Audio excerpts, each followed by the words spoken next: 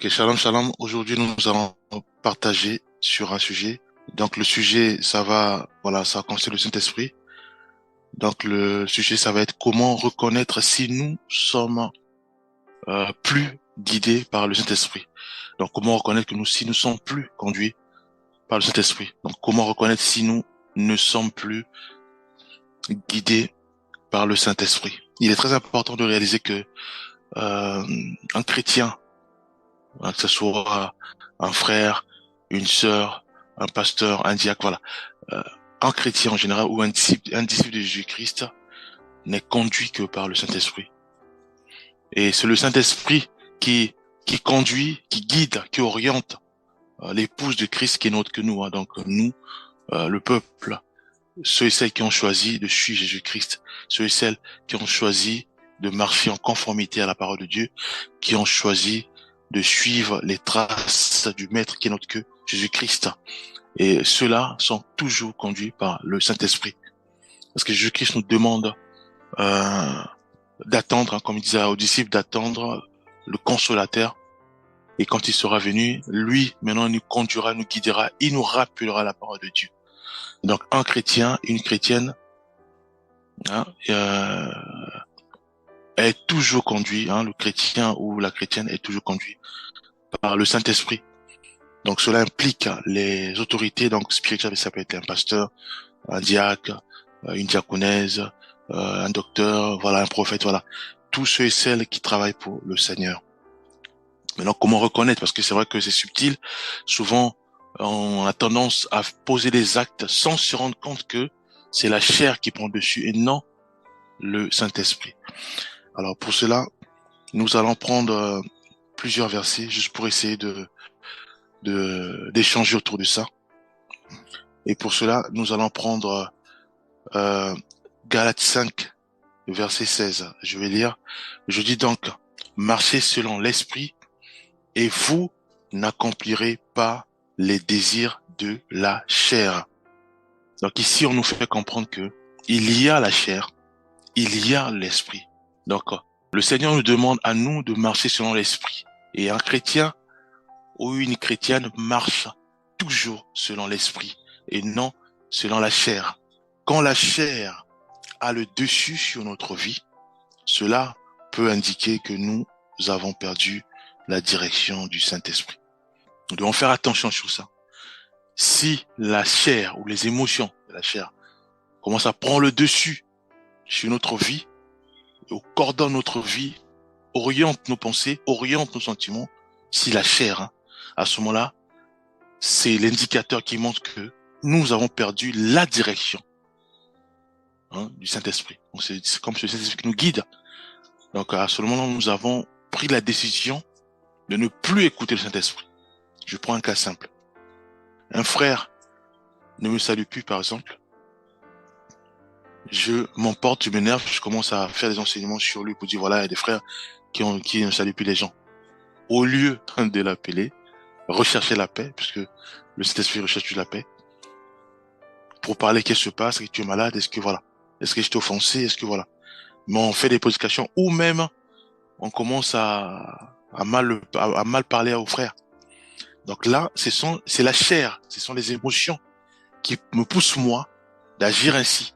Donc là, ça veut dire que j'ai perdu la direction du Saint-Esprit. Or, il est important et primordial que un chrétien, un disciple, enfin, un chrétien, pour moi en général, un chrétien, je prends tout le monde, ou une chrétienne, puisse être dirigé par le Saint-Esprit. Voyez-vous? Donc, il est important de réaliser que le Saint-Esprit, c'est le sceau. C'est-à-dire que quand Jésus-Christ dira que laissez-les croître, hein, il parlait du blé, il parlait du blé, il dit laissez-les croître. Le jour, quand ils seront grands, à ce moment-là, lui, il va envoyer les anges. Et les anges vont séparer l'ivraie au blé. Voyez-vous? Mais comment les anges vont séparer l'ivraie au blé? Donc cela nous renvoie sur la Pâque où il a été donné l'instruction à Moïse de mettre le sang de l'agneau. Voyez-vous? Alors pour nous, c'est le Saint-Esprit. Donc l'ange pour séparer un chrétien qui est dirigé par le Saint-Esprit et un chrétien qui est dirigé par le monde ou par la chair, c'est simple. L'ange verra le sceau du Saint-Esprit en nous. Mais comment l'ange va reconnaître que nous avons le sceau? Parce que si nous n'avons pas le sceau, ça veut dire que nous sommes disqualifiés. Voyez-vous, qu'on soit pasteur ou pas, qu'on soit frère ou qu'on soit, on est disqualifié parce qu'en fait, c'est le Saint-Esprit. C'est pour ça qu'il est important que nous puissions réaliser que le Saint-Esprit doit nous guider, doit nous orienter. Philippiens 4, verset 7. La paix de Dieu, qui surpasse toute intelligence, gardera vos cœurs et vos pensées en Jésus-Christ. Ici, nous voyons que c'est la paix de Dieu qui garde notre cœur et nos pensées en Jésus-Christ. La paix. Donc, si j'ai un problème, ou si j'ai l'impression que on se moque de moi, ou j'ai l'impression que je suis plus en paix, je dois absolument rechercher la paix. Lorsque nous ne sommes plus dirigés par le Saint-Esprit, mes bien-aimés, nous perdons souvent la paix intérieure qui découle de sa présence. La paix de qui? Du Saint-Esprit.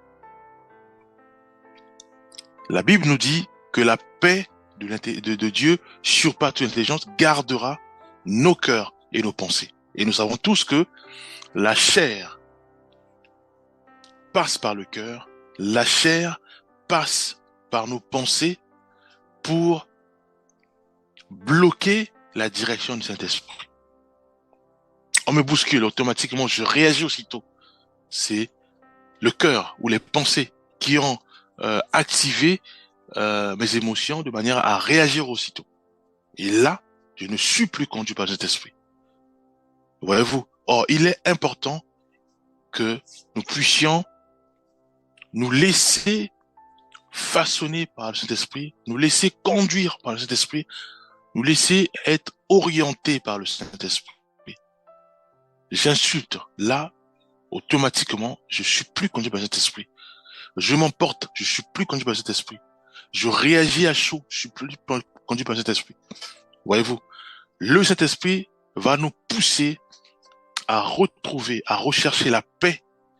Une fois qu'on a la paix, et la paix dompte le cœur, dompte nos pensées à Christ directement.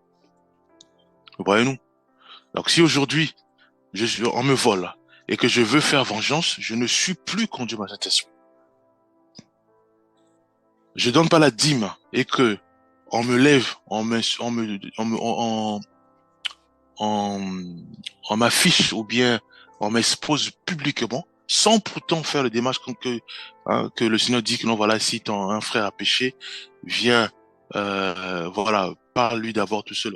On m'affiche publiquement, là, le bien-aimé qui vient de m'afficher publiquement n'est pas conduit par le Saint-Esprit. C'est grave. Pourquoi? Parce que si le Seigneur revient aussitôt, il rate l'enlèvement. Parce que le sceau a été, comme on dit, n'attristé par le Saint-Esprit. Et un peu plus on dit, n'éteignez pas le Saint-Esprit. Voyez-vous? Or, il est important que nous ne puissions pas l'attrister. Le Saint-Esprit, il est aussi important que nous ne puissions pas l'éteindre. Nous ne puissions pas éteindre le Saint-Esprit en nous. Voyez-vous, hein, à l'image des 10 vierges, où on a eu les 5 vierges folles et des 5 vierges sages. Voyez-vous? Donc, prenons un autre verset. Nous allons prendre Jean 16, verset 8. Je vais lire. Et quand il sera venu, il convaincra le monde à ce qui concerne le péché, la justice et le jugement. Voyez-vous?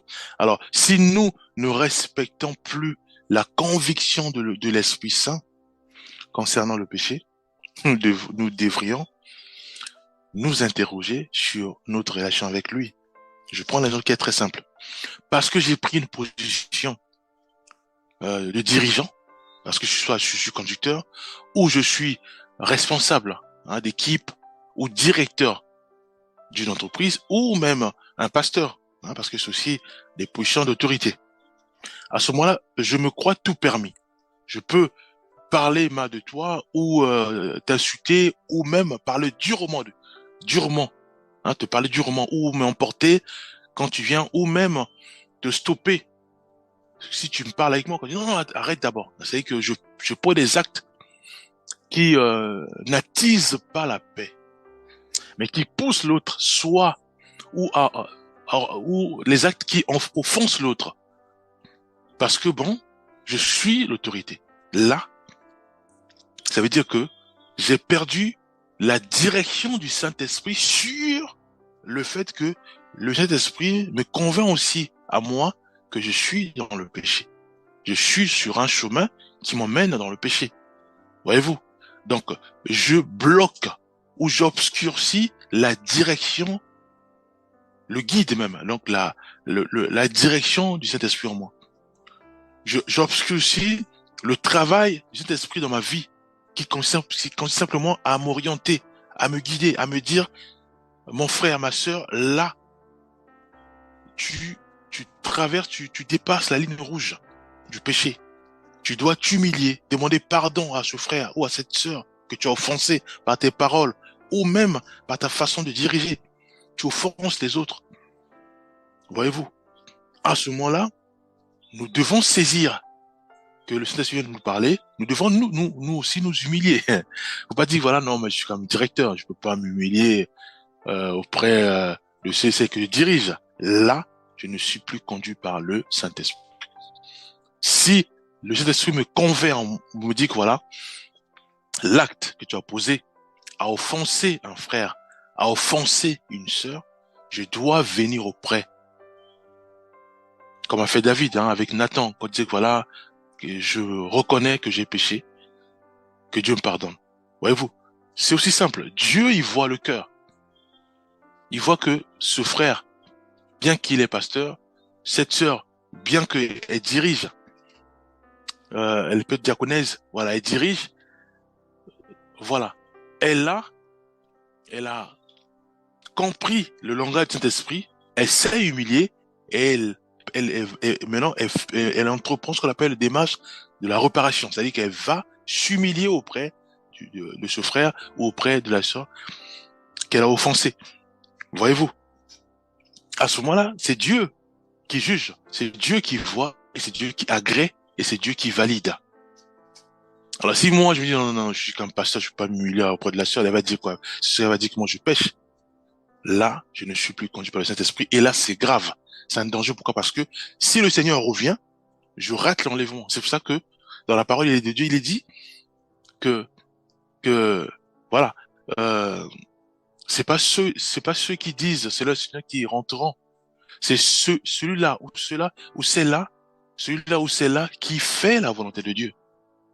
Or, la volonté de Dieu demande à nous d'écouter le Saint-Esprit, de nous laisser conduire par le Saint-Esprit. Voyez-vous? Or, si nous commençons à écouter notre chair, notre ego, l'orgueil, là, nous sommes plus conduits par le Saint-Esprit et nous ratons l'enlèvement, mes bien-aimés. N'oublions pas que il y a le salut qui est là. C'est le salut qui est en jeu. Donc, si je reconnais dans mes propos, j'offense les autres, je reconnais dans ma façon de faire, de parler, d'agir, je fais mal à des gens ou même je désobéis à la parole de Dieu, je dois me poser des questions, m'humilier devant le Seigneur.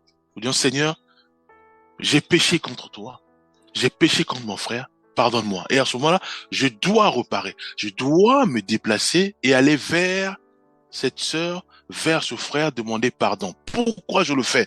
Parce que le Saint-Esprit travaille sur la paix. Voyez-vous? Et la paix de Dieu dompte ou conditionne le cœur, coordonne puissamment nos pensées. À ce moment-là, tout est réparé.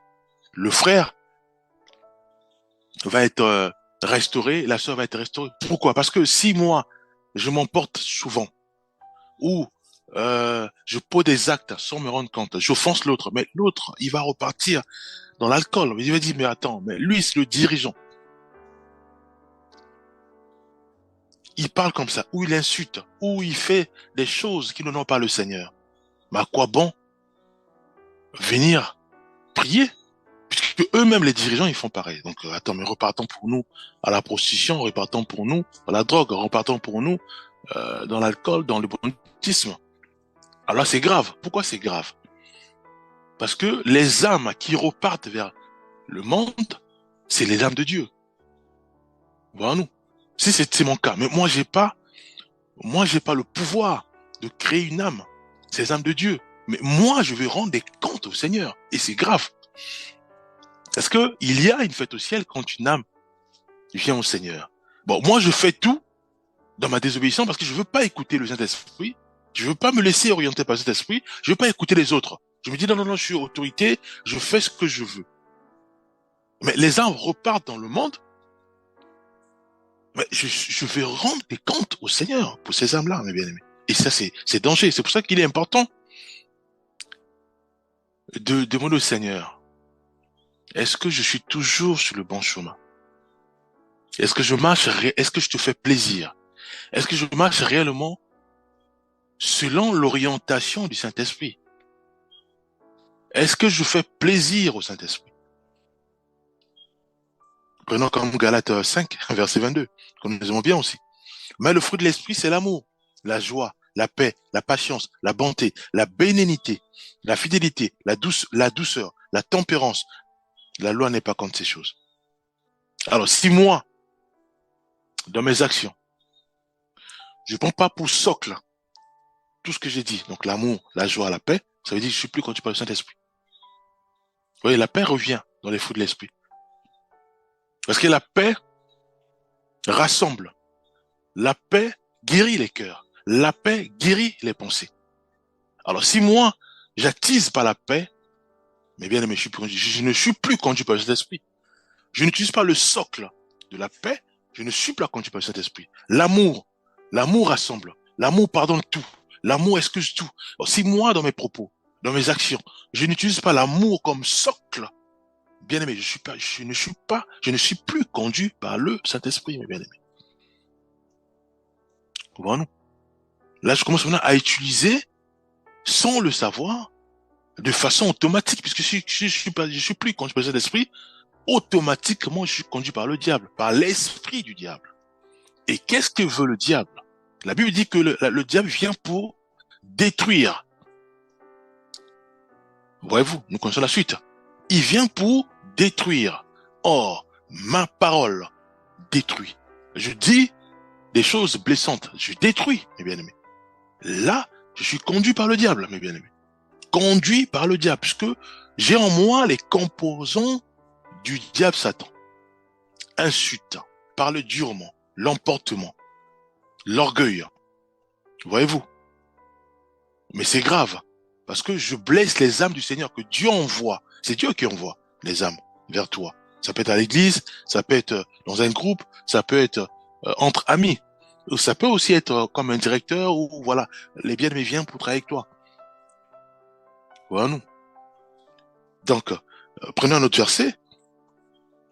Prenons un autre verset, parce qu'il est important de réaliser 2 Timothée 3, versets 16 à 17. Toute écriture est inspirée de Dieu et utile pour enseigner, pour convaincre, pour corriger, pour instruire dans la justice, afin que l'homme de Dieu soit accompli et propre à toute bonne œuvre. On dit toute écriture est inspirée de Dieu. C'est l'esprit de Dieu qui est là. Bon, nous. Alors, si moi, je rejette la correction de mes frères et de mes sœurs parce que ils sont pas pasteurs, parce que ils sont pas directeurs comme moi, parce que ils sont pas responsables comme moi, je fais fausse route. Voilà. Dieu parle par un enfant, Dieu parle par un vieillard, Dieu parle par même par les animaux. Souvenons-nous de Balaam. Voilà. L'histoire de Balaam et Balaam, voilà. Voilà. Donc, il est important de réaliser que l'humilité, c'est les composants de notre Seigneur sur Jésus-Christ. Savoir s'humilier, écouter les autres, de manière à ce que la folie qu'on entretenait puisse dissiper, puisse disparaître. Pourquoi? Parce que nous avons le salut qui est au bout. C'est ça que Paul dira, combat le bon combat de la foi. Voyons-nous. Donc, nous devons nous poser des questions, nous remettre, nous examiner. Seigneur, est-ce que mes propos offensent tes âmes? Dieu va nous parler. Pour dire, ma sœur, assieds-toi, recherche encore ma face parce que tu as fait trop de dégâts. Sans le savoir, tu as fait trop de dégâts. Il y a eu peut-être au moins 5, 6 âmes. Ils sont repartis dans la drogue. Parce que toi, autorité, toi, autoritaire, ben, tu as affiché des actes qui ont offensé même tes voisins, qui ont offensé même tes collègues de travail, de l'école, de tel point qu'ils veulent même plus se lancer dans la belle vie chrétienne. Voyez-vous, tes actes, ta façon de réagir, ta façon d'insulter, de bagarrer, de rechercher, toujours à attiser la séparation, le divorce et autres, ont poussé beaucoup les âmes à ne plus revenir vers moi. Voyez-vous, le Saint-Esprit va parler. Parce que, si ça veut dire que c'est grave, parce que ça veut dire qu'on travaille pour le dire à Satan, on vient pour détruire. On vient pour détruire. Non, comme elle m'a parlé comme ça, moi aussi je veux aussi sortir des paroles pour la toucher. Mais ce sont appelle des paroles blessantes. Parce qu'on m'a mal parlé, et je veux aussi réagir ainsi pour faire mal à la personne. Mais qui conduit? On est tous deux conduits par l'esprit du diable Satan. Voyez-nous. C'est pour ça que la Bible dit que ne rendez pas le mal par le mal, mais rendez le mal par le bien. Si moi on m'offense, je dois automatiquement utiliser l'arme qui me demande à moi maintenant d'utiliser le bien pour décimer le mal. Voyez-vous. Mais si moi aussi je veux aussi répliquer en disant que voilà, toi aussi tu es une voleuse par exemple, ou toi par exemple tu poses la drogue, ou voilà. À ce moment-là, le diable il frotte les mains. Il vient de gagner. Voilà, souvenons-nous, les stratégies du diable Satan, comment il fait pour décimer un quartier? Il vient, il suscite la haine, il suscite les divisions, les séparations. Tant qu'il n'y a pas ça, tant qu'il y a toujours la paix dans le quartier, il ne pourra pas agir, il pourra pas décimer un quartier. Donc il suscite la haine, le mal, la colère, les charmes et les divisions. À ce moment-là, si tout le monde commence à se détester, et là il frotte les mains. Donc là il a gagné le quartier, et à ce moment-là il peut maintenant envoyer ses maladies, envoyer toutes sortes de fléaux. Parce qu'il n'y a plus le Saint-Esprit, il n'y a plus la direction de cet esprit. Parce qu'il n'y a plus la lumière. Bon, c'est pour ça qu'il est important, mes bien-aimés frères et sœurs, de prier, Seigneur, pardonne-moi, parce que je reconnais, à travers mes paroles, j'ai blessé quelqu'un, à travers mes paroles, sans me rendre compte, il y a eu des passants qui m'ont vu, qui reconnaissaient en moi un homme de Dieu, qui reconnaissaient en moi un chrétien ou une chrétienne. Ils sont laissés, conduire,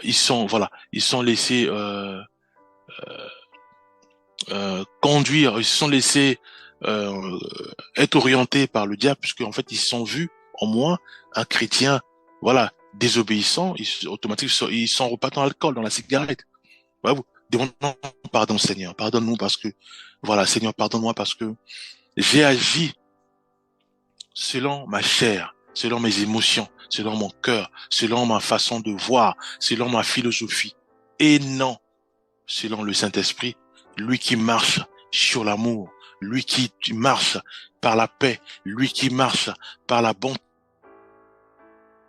lui qui par la douceur, lui qui marche par la tempérance. Voilà. Donc, guide-nous, oriente-moi, fais-moi grâce maintenant d'utiliser les socles de la paix pour parler aux autres, pour rassembler, pour utiliser le socle de l'amour, pour pardonner, pour excuser tout, utiliser le socle de la douceur, pour parler avec douceur, toucher, façonner, ramener les frères, les sœurs, ceux et celles que je dirige ce soit à l'école, voilà, rassembler. Voilà, c'est la prière, mes bien-aimés. Nous ne devons pas laisser l'orgueil dominer notre corps, nous ne devons pas laisser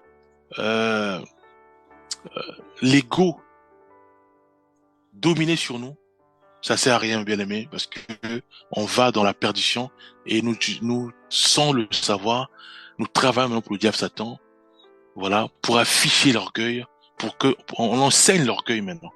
Parce que le fait de manifester l'orgueil, les bien-aimés regardent, ils veulent aussi faire comme nous. Donc sans le savoir, on vient d'enseigner. Voilà, nous, l'ego, pareil, on vient d'enseigner l'ego. Or, si on fait ça, ça veut dire que nous travaillons pour le diable Satan. Lui qui est orgueilleux, lui qui est menteur, lui qui est le père de... Voilà, voilà nous. Mais nous voulons servir le Seigneur. Nous voulons travailler pour Dieu. Nous voulons absolument euh, être conduits par le Saint-Esprit. C'est pour cela, à ce moment-là, nous devons maintenant enseigner l'amour. Ça peut être par nos actions. Enseigner la douceur, par notre façon de parler. Enseigner l'humilité, mes bien-aimés, par notre façon d'être, de s'humilier. Voilà nous, Jésus-Christ, lui qui était maître, il a lavé les pieds de ses disciples. Ça dit beaucoup de choses. Ça dit l'humilité. Ça dit aussi le pardon, pour dire que voilà, si je t'ai offensé, je viens à tes pieds pour te demander pardon. Moi qui suis autorité. Voilà nous. Lavement des pieds, ça dit beaucoup de choses. Ça dit je recherche la paix. Ça dit je recherche juste la prière, ta prière. Ça dit aussi que je peux pas faire tout, je peux pas. J'ai besoin de toi. J'ai besoin de tes prières pour prier pour moi aussi parce que je suis faible comme toi. Voyez-vous? Nous devons faire comme le maître. Nous devons arrêter de laisser notre position nous diriger. Non, laissons le Saint-Esprit nous diriger, mes bien-aimés. Laissons le Saint-Esprit nous diriger. Que Dieu nous bénisse. Nous allons prier. Père Céleste, nous remettons entre ta main nos vies. Fais grâce, Père. Fais grâce que nous puissions simplement être sensibles à ton Esprit Saint et écouter ton Esprit Saint, être conduit par ton Esprit Saint. Père, nous voulons nous dépouiller de l'orgueil, nous dépouiller de l'ego, nous dépouiller de toutes ces armes que le diable Satan utilise pour nous avoir. Au nom de Jésus-Christ, nous avons ainsi prié. Amen.